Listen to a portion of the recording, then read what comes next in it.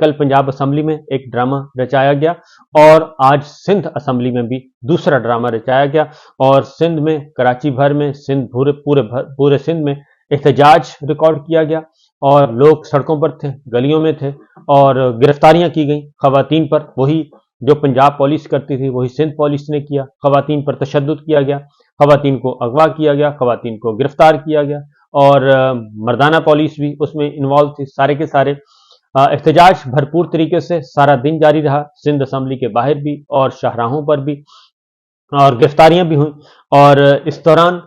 एक अंदर जो है वो जाली मैंडेट जो है वो ओथ ले रहा था, हल्फ उठा रहा था। पावर शेयरिंग हो चुकी है, इख्तदार की बंदर बांट हो चुकी है। इलेक्शन में पाकिस्तान के अवाम ने किसको वोट दिया, किसको नहीं दिया, इससे बिल्कुल बरक्स जो है वो ड्राइंग रूम में बैठ के बंदर बांट की जा रही है कि आपका ये सूबा हुआ, आप सिंध आपका हुआ, बलूचिस्तान हमारा हुआ, पंजाब आपका हुआ। और खैबर पख्तूनख्वा में पाकिस्तान के अवाम ने जो भरपूर मज़ाहमत की और पहले दिन ही जो 4 कुर्बानियां हुई और 4 लाशें गिरी, उसकी वजह से ये खैबर पख्तूनख्वा बच गया, अदरवाइज खैबर पख्तूनख्वा भी बंदर बांट किया जाना था। सिचुएशन फर्द वाहिद के कंट्रोल में हरगिज नहीं, फर्द वाहिद को बताया जा रहा है, बहुत कुछ बताया जा रहा है, लेकिन वो सुनने के लिए कुछ तैयार नहीं है। सिचुएशन इस वक्त ये है।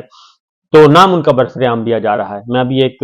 देख रहा था वीडियो मौलाना सोमरो की, तो उन्होंने बिल्कुल बबांगे दुहल वो कह रहे हैं कि जनाब हमारा पुलिस से किसी किस्म का कोई झगड़ा नहीं है, बल्कि उनसे झगड़ा है। हम उनको कहते हैं जिन्होंने ये मैंडेट चोरी किया और मैंडेट चोरी करके और ये 2 नंबर नताइज तैयार करके इन लोगों को मुसल्लत करने की कोशिश की गई। हमारा झगड़ा उनसे है, हम उनसे बात करेंगे, उन्हें लाएं और आएं और आके बताएं और हमें मारना चाहते हैं। तो सूरत हाल बड़ी ही गंभीर है। अब इस्लामाबाद की तरफ आते हैं, क्योंकि सिंध में आपको बता दूं कि जो अपोजिशन जमातें हैं जिनका मैंडेट चोरी किया गया और वो सब के सब उन्होंने आज हल्फ नहीं उठाया। जीडीए ने हल्फ नहीं उठाया, जेयूआई ने हल्फ नहीं उठाया, जमात इस्लामी ने हल्फ नहीं उठाया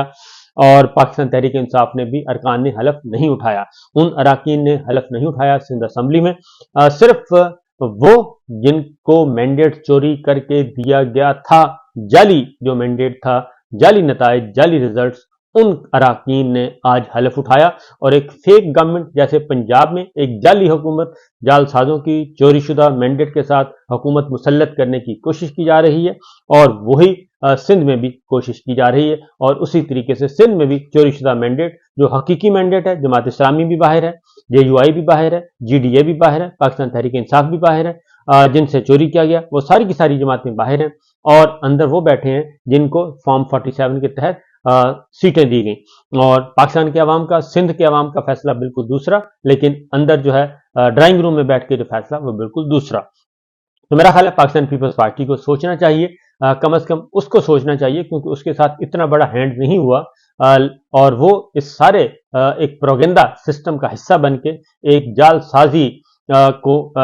जालसाजी का हिस्सा बन के उसको जो बैक फ्राहम कर रही है, उसको सहारा दे रही है। मेरा ख्याल है उसका अपना मैंडेट जो जेन्युइन मैंडेट है वो भी इस वक्त क्वेश्चन हो रहा है और वो भी उसके आलायकार बने हुए हैं। तो जरदारी साहब को, बिलावल साहब को, उनको सोचना चाहिए कि वो क्या कर रहे हैं और क्या वो रात 12 बजे जो जबरदस्ती की प्रेस कॉन्फ्रेंस करवाई गई थी, क्या उसके नतीजे में उनको लेजिटिमेसी हासिल हो जाएगी, क्या अवाम में पजीराई हो सकेगी, क्या दुनिया भर में वो पाकिस्तान की और सूबा सिंध की नुमाइंदगी कर सकेंगे, ये क्वेश्चन है। क्योंकि हमने देखा कि आज सारा दिन मैदान जंग बना रहा और लोगों को गिरफ्तार किया गया और जाली लोग आके बिल्कुल अपोजिट बातें करते रहे और फिर कहते हैं कि इमरान खान साहब जो हैं वो खत क्यों लिख रहे हैं आईएमएफ को। तो आईएमएफ को खत ना लिखें तो और किसको लिखें कि एक जालसाज हुकूमत आ रही है, मैंडेट चोर हुकूमत आ रही है, मैंडेट चोरों को जबरदस्ती मिलिट्री स्टैब्लिशमेंट, मिलिट्री लीडरशिप जो है वो उनको मुसल्लत कर रही है और उसके बाद ये समझा जाएगा कि वो पाकिस्तान के फायदे की बात करेंगे कि वो दस्तूर को नहीं मानते, कानून को नहीं मानते, जमहूरियत को नहीं मानते, अदालती फैसलों को नहीं मानते और पॉलिटिकल विक्टिमाइजेशन पे यकीन रखते हैं और उनको ये सारा काम उनके हवाले कर दिया जाए जो पिछले 22 महीनों में जेलें भरी हुई हैं सियासी कैदियों की और गैर कानूनी, गैर आइनी तौर पर जबरदस्ती सजाएं सुनाई गई और लोगों का कोई पुरसाने हाल नहीं है, बुनियादी इंसानी हकूक पामाल हैं। آزادی اظہار بالکل نہیں ہے۔ تو یہ سارے جو بنیادی حقوق سلب کیے ہوئے ہیں، یوزرپرز ہیں، یہ غاصب ہیں، تو کیا غاصبوں کے حوالے کر دیا جائے اور غاصبوں کے حوالے کر کے ان کو کہا جائے کہ جناب آئیں پاکستان کی معیشت کو ٹھیک کریں اور دنیا بھر میں پاکستان کی نمائندگی کریں؟ تو اس لیے عمران خان صاحب کا جو خط ہے وہ بالکل درست اور صحیح اقدام ہے، اس کے علاوہ انہوں نے کوئی راستہ چھوڑا نہیں ہے۔